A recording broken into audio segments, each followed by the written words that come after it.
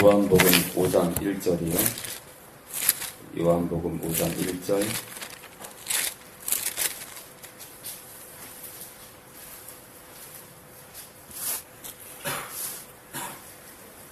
요한복음 5장 1절이요.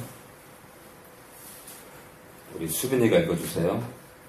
그 후에 유대인의 명절이 있어 예수께서 예루살렘에 올라가시니라. 네, 2절이요. 예루살렘에 있는 대문 곁에 히브리 말로 베데스다라 하는 곳이 있는데 거기 흰 같은 곳이 있고. 네, 3절. 그 안에 많은 병자, 병든 사람, 소경, 앞을 못 보는 사람, 절뚝발이 다리를 저는 사람, 풍이 걸릴 수도 있었겠죠. 혈기 마른 자들이 누워 물의 동함을 기다리니. 4절. 이는 천사가 가끔 모세, 물이 고인 곳에 내려와 물을 동하게, 물을 움직이는데요. 물이 흔들린 후에, 물에 파도가 친 후에요. 먼저 들어가는 자는 어떤 병에 걸렸든지 낫게 되밀어라. 자, 예루살렘에 유대인 명절이 있었어요. 유대인 명절. 그런데 있잖아요. 예루살렘 성전 문이 많이 있는데 그 중에 양문이라는 이 출입구가 있는데요. 그 곁에 히브리 말로 베데스다라 하는 연못이 있었대요. 이 베데스다는 은혜의 집입니다. 이 뜻이 은혜의 집이다.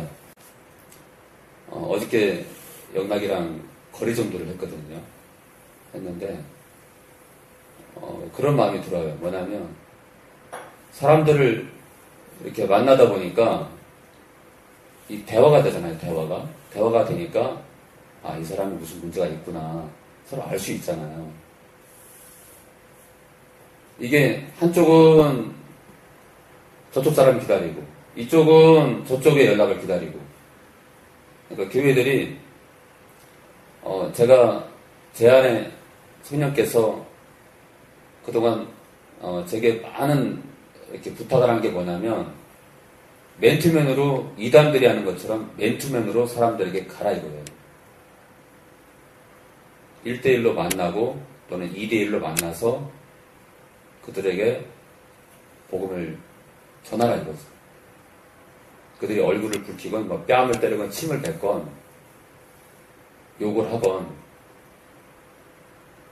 그들을 만나라 이거죠. 사실 이렇게 2인 1조로 전도 직접 부딪혀서 가던 사람 발걸음을 멈춰서 전도한 건 사실은 참 처음이에요. 그리고 이제 전화번호를 물어보고. 영락이는 어저께 제가 다른 분하고 얘기하는 동안 전화번호를 알아내고 나이를 묻고 이름을 묻고 이렇게 한동안 얘기를 많이 하더라고요. 참 보기 좋았어요. 근데 그분이 이제 둘째를 낳을 때 둘째를 놓다가 죽었대요. 그분의 부인이 수년 전의 얘기겠죠. 수년 전보다 한참 된 얘기겠죠. 둘째를 낳다가 죽었대요. 근데 그분이 회사에서 일하다가 불신자인데 순천한병원에 입원을 해 있는데 환자복을 입고 벤치에 앉아 있는 걸 영락이가 다가간 거예요. 영락아 그분하고 얘기하고 나니까 어땠어 기분이? 안타까웠어요. 우리가 직접 만나는 전도를 하는 게 좀 많이 필요하다고 느꼈죠. 그냥 막 있잖아요. 휘리전도지 뿌리는 것도 의미가 있어요. 정말 의미 있습니다. 근데 아버지가 제 안에서 항상 주장한 게 뭐냐면 내가 제자들을 내보내서 집집마다 전도하기 위한 방법을 너희는 왜 안 하냐 이거예요. 그래서 이제 영락이랑 이제 집집마다 두드릴 겁니다. 그럼 재수없다는 사람들은 소금도 뿌려요. 그리고 거의 문을 안 열어줍니다. 그리고 건우 같은 사람은 문 열어주지. 건우 같은 사람. 그리고 이제 상가도 다 다닐 거야, 상가도. 그래가지고 이 타켓을 sab을 만한 사람들은 가게 명하고 가게 주소 적어놓고 위치 그리고 카메라를 찍고 그 가게 정면에서 찍으면 또 눈치 보이니까 측면에서 눈치껏 찍어서 그 가게를 놓고 기도하는 거예요. 되든 안 되든 그건 아버지가 하실 거고 또 본인들이 결정할 거고 우리는 집집마다 두들기기도 하고 상가를 다 치는 그러다 보면 여러분들 있잖아요. 상가를 다니다 보면 분명히 식구들 가운데 암에 걸린 사람이 있어. 암에 걸린 사람. 또 본인이 어떤 큰 병에 걸린 사람이 있어요. 기도해달라고 그런 사람이 있어요. 분명히. 왜냐하면 대형교회를 다니는 분들은 담임 목사님의 안수기도 받는 걸 그 자체가 힘들어요. 그래서 우리가 이제 이런 전도를 하면서 이 동네, 이 일대의 사람들하고 만나고 더러 그 영혼들의 가정의 아픔을 나누고 우리가 또 나눌 게 있다면 또 나누고 보듬을 게 있으면 또 보듬고 그렇게 해야 됩니다. 만약에 옷이 필요한 사람이 있으면 또 옷을 나눠야겠죠. 쌀이 없는 사람은 쌀을 좀 나누고 우리 형편껏. 그래서 이 찾아 나서는 이 전도는 예수님께서 행하신 거고 이제 한우소망교회가 일을 할 거예요. 토요일마다 저는 토요일마다 여러분들 가운데 뜻이 있는 분들은 20분도 좋고 10분이라도 좋아요. 그래서 토요일날 12시에서 1시 사이인데 참석하고 싶은 분들은 저한테 문자를 주세요. 같이 만나서 함께 하도록 하겠습니다. 그리고 전도가 끝나고 나면 식사를 같이 하려고 하니까요. 시간이 만약에 일찍 끝나게 되면 다발을 잠깐 하든가 하겠습니다. 이 베데스다라 하는 이 못은요, 이 베데스다는 은혜의 집이에요. 은혜. 그러니까 이 3절에 그 안에 많은 병자, 소경, 절뚝발이, 혈기 마른 자들 이런 많은 사람들은요, 사실 여러분들 여기서 어떤 이 병자가 어떤 종류의 사람인지 모르지만 보통 병원에 갔을 때 못 고치는 병이 있죠. 못 고치는 병. 많은 이 불치병들. 이 보면은 소경, 절뚝발이, 소아마비로 될 확률이 많죠. 그리고 혈기 마른 사람들. 그러니까 몸이 부실하고 여자에게 있어서 이 당시 이 혈기 마를났다라고 이제 이런 거는 이제 뭐랄까요, 핏기가 없고 이 당시에는 이 암에 대해서 잘 몰랐겠지만 암 환자일 수도 있고요. 암 환자 여러 가지 질병이 있을 수 있어요. 이 병이요. 그런데 이 3절에 보면은 사실 치료될 수 없는 병들이 많아요. 치료 불가능입니다. 여러분들 다리 쩔뚝쩔뚝하는 소아마비 병을 고칠 수 있는 사람이 있어요? 없어요. 눈을 뜨게 하는 사람이 있습니까? 다른 사람 눈을 빼서 이식을 해야 가능하지. 이 당시에는 불가능했어요. 그런데 이 사람들이 천사가 가끔 이 연못에 내려와서 물을 움직이게 하는데 그 움직일 때 먼저 뛰어들어가는 사람이 어떤 병에 걸렸든지 낫는데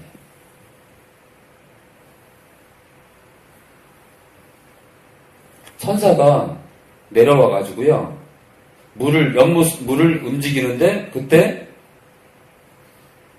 먼저 들어가는 자가 어떤 병에 걸렸는지 낫는데. 그런 게 어딨어.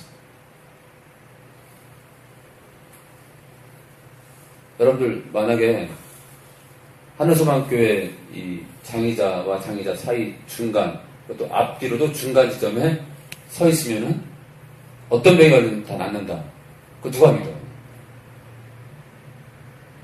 근데 사람들이 이 베데스다라는 이 연못에 대해서 이게 진짜 사실인지 아닌지는 저는 모르겠어요. 아니면 사람들이 그런 옛날부터 내려온 이 전통을 따라서 덜어놨기 때문에 그런지 모르지만 성경은 거짓말하지 않으니까 분명히 여기 그러잖아요. 어떤 병에 걸렸든지 낫는다. 그러니까 나왔을 거예요. 그리고 신화라기보다 전통이라기보다 실제 있었던 일 같고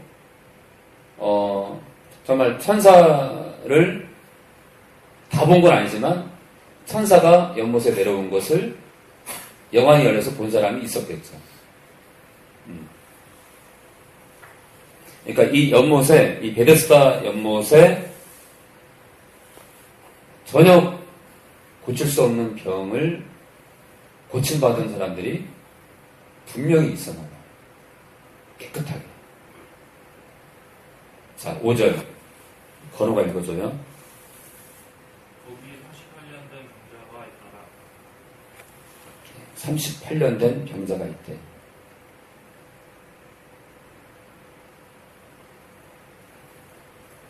이 혈기 마른 이 병은 여자에게 있어서 어떤 특정한 병이기 때문에 제가 다른 말로 얘기한 거니까 오해는 하지 마세요. 거기 38년 된 병자가 있었대요. 뭔지는 모르지만 38년을 알았으니까 불치병이겠죠. 불치병. 그렇죠? 불치병. 얼마나 가깝았을까요? 그러니까 최소 38살 이상 된 거예요. 그러니까 나이도 꽤 먹었고 그게 얼마나 가깝겠어요. 6절 건호 계속이요. 그래서 그 죽은 것을 보시고 병이 벌써 오랜 줄 아시고 이르시되 내가 낫고자 하느냐. 그가 누워 있었대. 누워 있었으니까 이 사람이 누워 있었으니까 그러면 제대로 앉지도 못하고 그러면 허리에 욕창이 있을 수도 있고 살이 썩는 병이 있을 수도 있고 얼마나 가깝겠어요. 병이 벌써 오랜 줄 아시고 이르시되 내가 낫고자 하느냐. 당연한 걸 지금 묻고 계세요.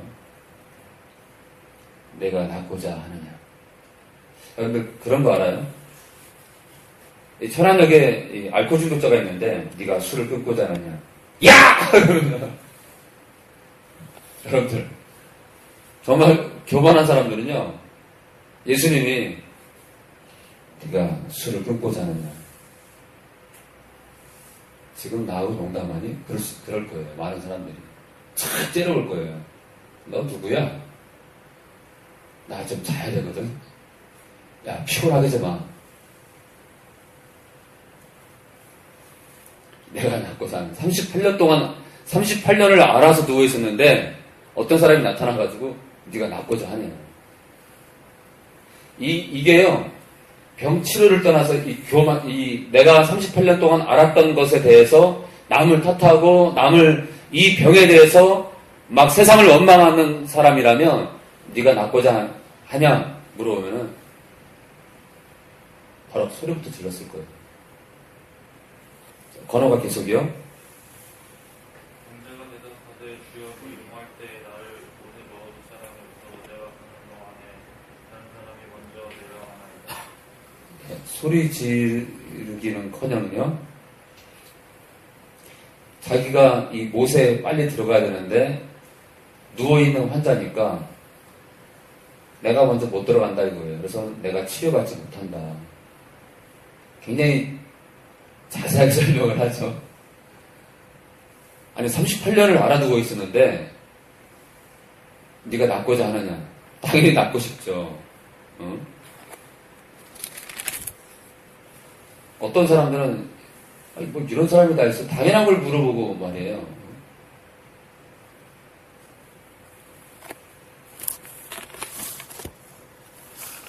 8절 연락 읽어주세요.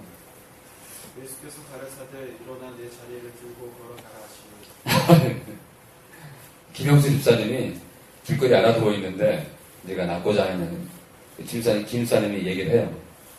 네, 제가 이렇게 저렇게 해서 병이 걸렸고 벌써 30년이 지났고 너무 힘들어요. 네 자리를 들고 걸어가라. 야, 너 미쳤니 너? 강민이가 웃네. 집사님, 그렇죠. 정말 이거 벙찌는 이야기예요. 일어나서 내 자리를 들고 걸어가래요. 이게 말이 돼요? 이 말에 순종할 사람이 얼마나 있겠어요? 너 지금 나하고 장난하니? 99%는 그랬을 거예요. 만에 하나는 모를 거예요. 그런데 9절, 그 사람이 곧 나와서 자리를 들고 걸어가니라. 일어나 내 자리를 들고 걸어가라. 은혜의 그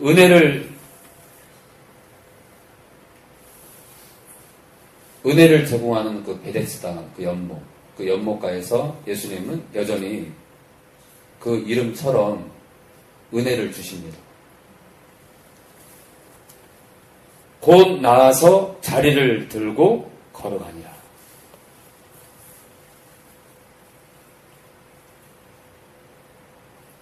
그러니까 지금 보면요, 자리를 들기 전에 나았대요.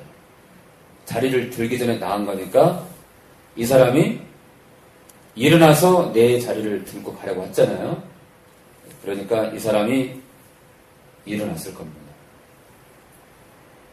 일어나려고 하자 저는 치료됐다고 봅니다. 일어나려고 하자. 일어나야 됩니다. 그런데 일어나야 돼요.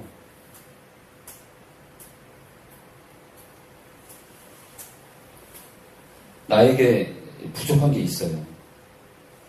그 부족한 거를 채워야 돼요.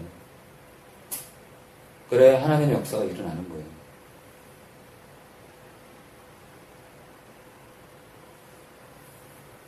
교회에 이렇게 몸을 추스리기 힘든 어르신이 있어요.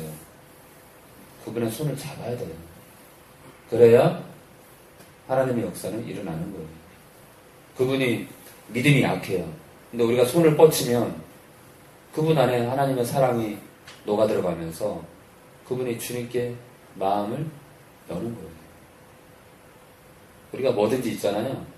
뭐든지 손을 뻗고 뭐든지 이 주춤하는 자세에서 일어나야 돼요. 이 주춤하는. 많은 사람들은 하나님의 말씀이 딱 떨어지면 주춤거려요. 너희가 어떤 조건도 없이 너희가 나눌 게 있으면은 나누고 심지어 목숨까지 주라 이거예요. 한 사람 살리기 위해서.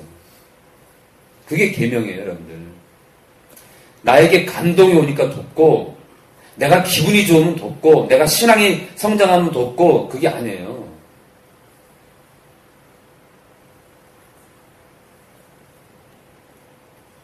우리는 있잖아요. 우리는 내가 걸을 수 있으니까 일어나는 게 아니라 못 걸을 때 일어나야 돼요.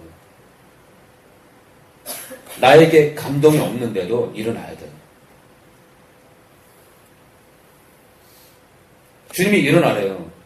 나는 아무 감동이 없는데? 길거리 전도 나가세요. 나는 아무 감동이 없는데? 목사님, 저는 전도할 마음이 없는데요. 전도해야겠다는 감동이 안 와요. 만약 이 사람이요, 예수님한테, 선생님, 저는 일어날 감동이 없는데요. 그럼 거기 있는 거예요.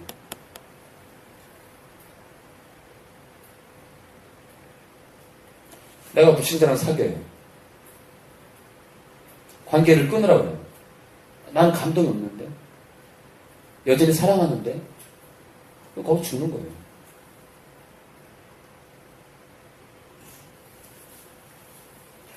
여러분들이 말씀에 순종 안 하면 죽는 거예요.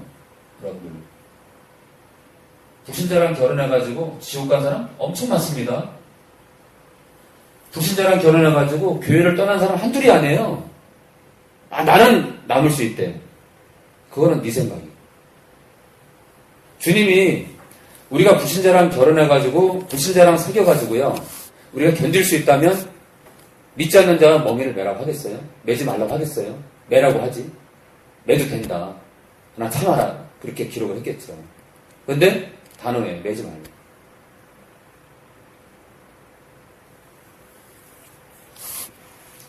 우리는 너무 있잖아요. 우리의 감동을 요구해요. 우리의 감동. 근데 있잖아요. 우리가 움직이면 감동이 오는 거예요. 여러분들, 길거리 전도를 해봐야, 길거리 전도를 뛰어나가야 영혼들이 아픈 걸 내가 알 수 있는 거예요. 이 시간이 귀하구나. 감동이 오는 거예요. 내가 전도할 감동이 없대. 그럼 계속 그러고 있는 거예요.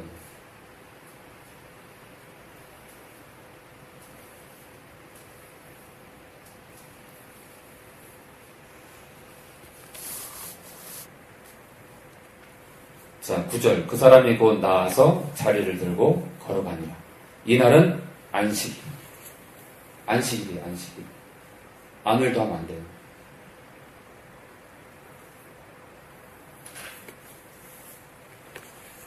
자, 10절. 승민을 거죠, 승민이. 유대인들이.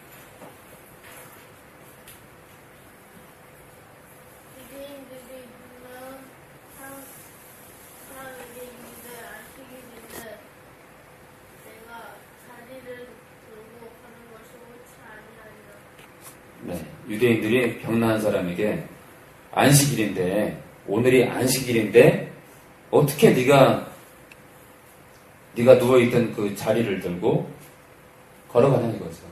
옳지 않다. 참. 11절. 대답하되 나를 낫게 한 그가 자리를 들고 걸어가라 하더라 한대. 12절. 저희가 묻되 너더러 자리를 들고 걸어가라 한 사람이 누구냐 한대. 13절.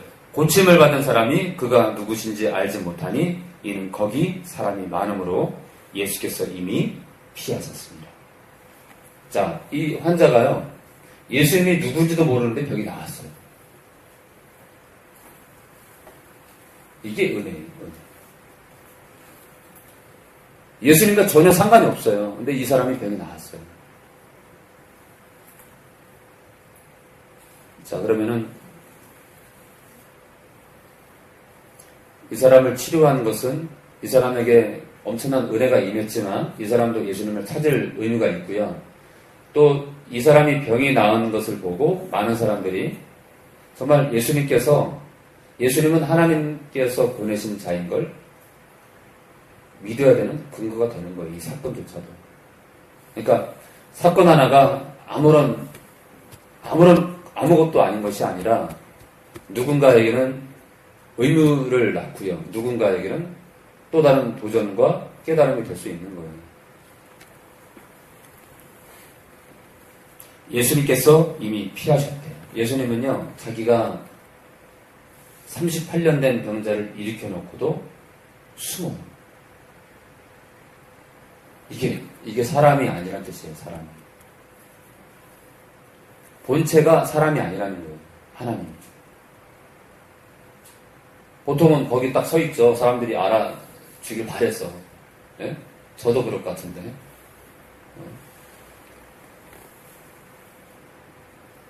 자, 이미 피했다. 그래서 우리도 누군가를 이렇게 도울 때, 누군가가 내가 도운 것 때문에 칭찬하려고 하는 그 시간을 누리기보다 또 다른 곳으로 우리가 발걸음을 옮겨야겠죠. 자, 14절. 승민이 계속이요.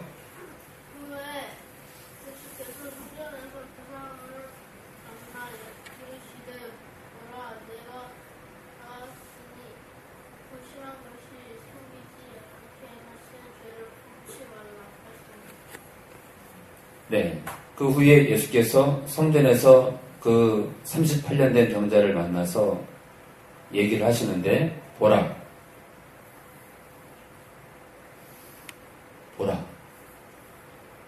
우리는 봐야 돼요. 김영수 집사님, 우리는 봐야 돼요. 그죠? 우리는 얼굴을 마주 봐야 돼요. 어저께 이렇게 전도하다 보니까 어떤 집사님이 뭐라고 하냐면요. 자기네 교회 성도들은요, 목사님이 설교할 때 얼굴을 안 든대요. 다들 남편 장로님도 다들 고개를 숙이고 있대요. 예배 끝날 때까지. 설교 끝날 때까지 다들 고개를 숙이고 있대요. 그래서 너무 힘들 때 목이 아파서. 자기만 목사님을 보면 좀 그러니까 남들이 다 숙이고 있으니까 자기도 숙이고 있대서 저는 무슨 일인지 모르겠어요.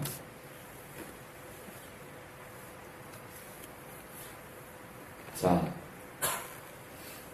내가 나았으니 더 심한 것이 생기지 않게 다시는 죄를 범치 말라. 제가 있잖아요. 그 가는 부부 얘기를 유튜브에 많이 올렸어요. 가는 부부. 무슨 얘기냐면 배우자가 부인도 믿고 남편도 믿어요. 그런데 어느 쪽도 음행을 저지르지 않았어요. 근데 남자가 다른 여자가 생겨가지고 그 여자랑 살고 싶으니까 여자를 버려버려요. 여자랑 자기 부인하고 이혼을 하고요. 서로가 전혀 음행한 게 없어요. 그런데 여자를 버려버리고 또는 부인이 남편을 버려버리고 다른 남자 또는 다른 여자랑 이 가정을 꾸린 것을 가지고 제가 유튜브에 올린 게 있어요. 뭐냐면 그 결과가 뭐냐면 그렇게 계속 살면 제가 지옥 간다라고 유튜브에 올렸습니다. 그러니까 많은 사람들이 저한테 뭐라고 했냐면 당신은 율법주의자다 그랬어요. 당신은 복음을 모르는 사람이다. 아니요. 여러분들 진짜 복음을 모르는 사람들은요.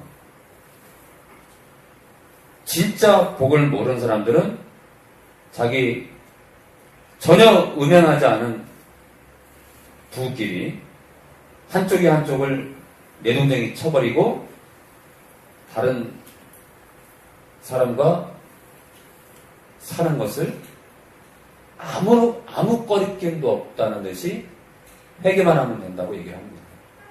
여러분들 회개는 그런 게 아니에요. 회개는요, 제가 다른 건 모르겠어요. 이 부부관계는요, 부부관계 속에서의 회개는요, 설령 이렇게 떨어져 잠깐 있을 수 있어요. 그런데요, 돌아가는 게 회복하는 게 회개입니다. 그러면 신자 부부가 서로가 죽지도 않고 한쪽이 죽지도 않고 음행한 것도 아닌데 다른 여자 다른 남자랑 살고 있잖아요. 법적으로 세상법적으로 혼인신고까지 했어요. 어떻게 해야 돼요? 예, 그 파기하고요 원 배우자에게로 다시 돌아가야 됩니다.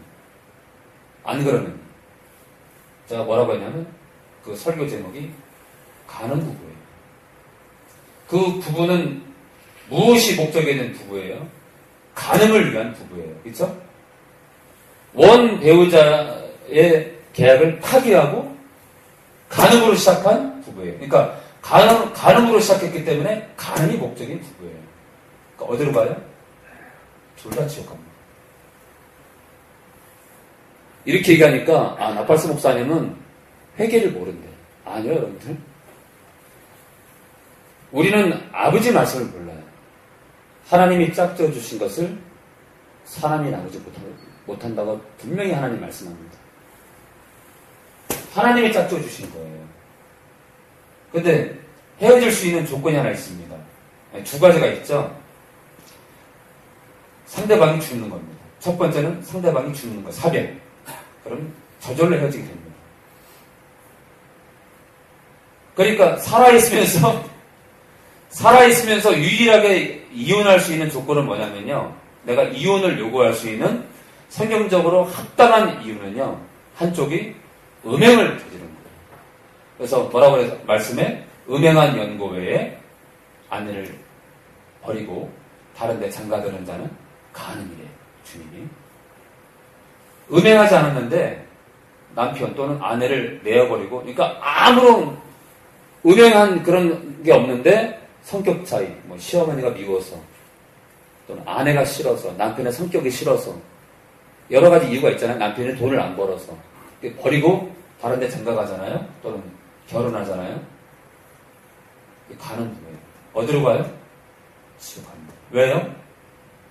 그거는 십자가를 모르는 거예요.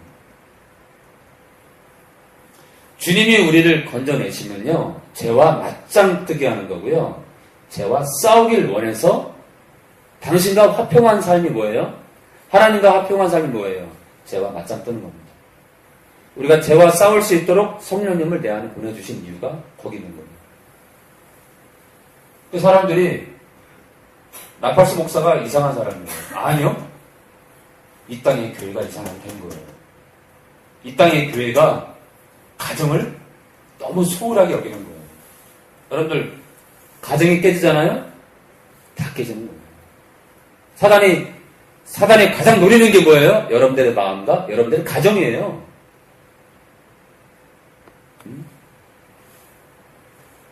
주님이 뭐라 그래요?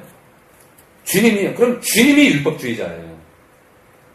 가서 은혜를 누려라. 이게 아니라 이 38년 된 이 병자에게, 치료된 이 병자에게 내가 나았으니 더 심한 것이 생기지 않게 다시는 죄를 범치 말라. 이런 거예요.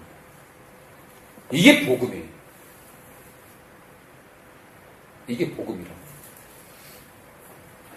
여러분들, 가늠한 여자에게 마지막 주님이 한 말이 뭐예요? 가서 다시는 죄를 범하지 말래. 영어로 no more. 더 이상 하지 말라. no more. 더 이상 무엇 하지 마라. 주님이 율법주의자예요. 건져놓고요. 가늠하다 걸린 여자가 돌에 맞아 죽을 뻔했어요. 근데 그 여자를 건져내놓고 다시는 가늠하지 말래. 율법주의자예요. 오히려 많은 사람들이 그걸 원할 때 가서 또 범하거들랑 회개해라잉.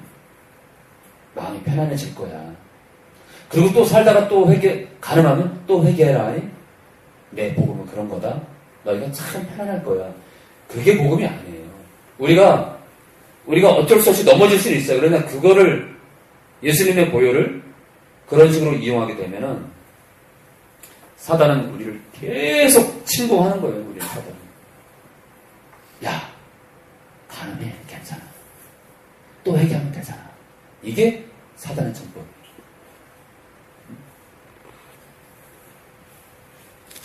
우리 요한복음 8장 10절 볼까요? 요한복음 8장 10절. 요한복음 8장 10절이요. 건호가 읽어줄래요?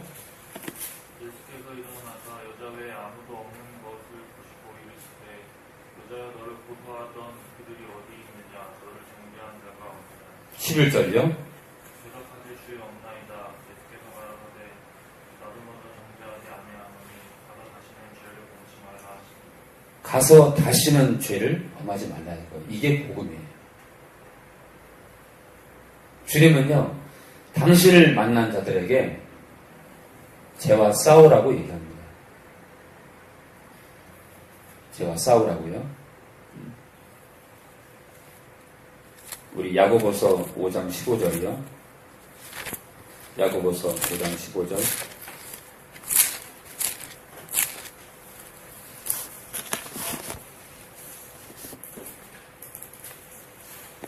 신약 376페이지 376페이지 믿음의 기도는 병든 자를 구원하리니 주께서 저를 일으키시리라. 병든 자에 대한 기도 얘기를 하면서 혹시 죄를 범하였을지라도 무슨 얘기냐면요. 이 병든 자가 이 병든 것의 원인이 죄라 이거예요. 혹시 그 병든 자가 죄 때문에 병이 걸렸다면 쉽게 풀어헤치면 그렇게 돼요. 혹시 죄를 범하였을지라도 그 병든 자가 죄 때문에 병이 걸렸다 할지라도 용서를 얻을 거라 이거예요. 그러니까 병이 나을 수 있다 이거죠. 병이. 그러니까 더러 병의 원인이 죄다. 아니 사실 실상 우리가 병에 걸리는 것 자체가 죄의 결과죠. 선악과의 결과니까. 그렇죠? 그렇지만 이제 우리 믿는 자들에게 있어서 믿는 자들에게 원죄는 해결됐기 때문에 우리가 이렇게 병에 걸리는 것이 그 사람이 죄를 범했기 때문에 걸렸다라고 판단하기는 우리가 속단하기는 힘듭니다. 왜냐하면 어차피 우리 겉사람은 썩으니까요. 부패가 되고 병에 걸리잖아요. 그런데 이제 여기도 나왔듯이 혹시 이 병든 사람의 이 병의 원인이 죄라면 믿음의 기도가 그 죄를 용서를 구하게 하고 결국은 병이 나을 수 있다 이거죠. 그러니까 사람들은 병을 위해서만 기도하지만 우리가 이제 환자를 놓고 기도할 때 혹시 회개할 게 있냐고 물어봐야 됩니다. 회개할 게 있냐고. 그래서 그 병의 원인을 찾는 게 중요합니다. 우리 고린도전서 11장 25절 보고 마치겠습니다. 고린도전서 11장 25절.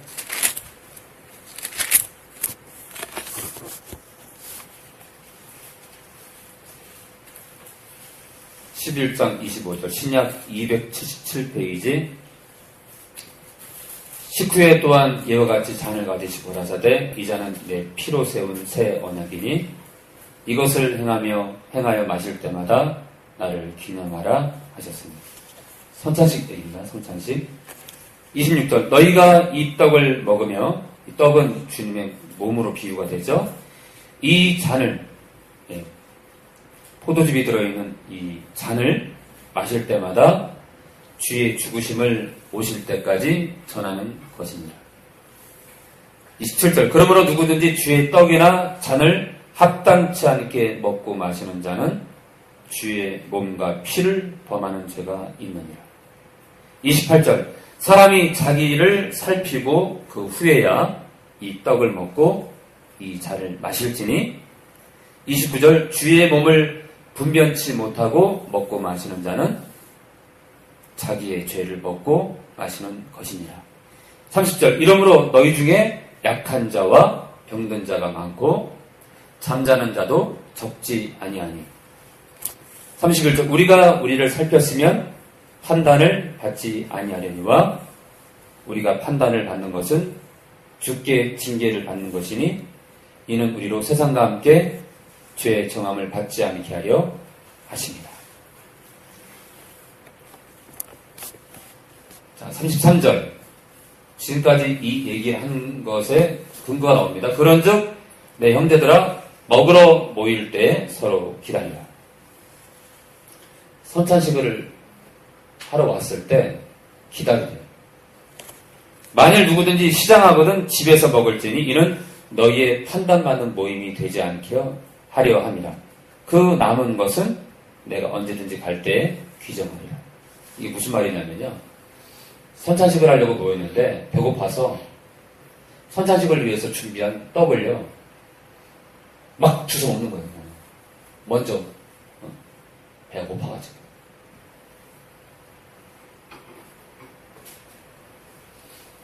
그래서 결과가 뭐라고요? 너희 중에 약한 자와 병든 자가 많고 잠자는 자도 적지 않대. 이미 죽은 자도 있대. 그러니까 무슨 얘기예요? 28절에 사람이 자기를 살피고 그 후에야 이 떡을 먹고 이 잔을 마시래요. 자기를 살피래요. 제가 깨닫기로는 선찬식을 할 때에는 자기를 살피래요. 무슨 말이에요? 자기를 살피래요. 그게 무슨 뜻이죠? 자기를 살피래요. 무슨 얘기예요? 나도 모르게 또는 내가 알고 지은 죄가 있는지 나를 돌아보라 이거예요. 그러니까 성찬식에 임할 때에는 우리가 회개해야 됩니다. 나를 돌아보고 회개하고 잔을 받고 떡을 먹어야 됩니다. 왜냐하면은 이것을 기념하는 게 무슨 뜻이 있어요? 예수님의 그 피의 공로를 내가 시인하고 그 피 때문에 내가 거듭난 것을 인정하고 내가 주님과 함께 죽고 내가 주님과 함께 살았다는 것을 그 잔과 떡을 먹으면서 고백하는 거예요.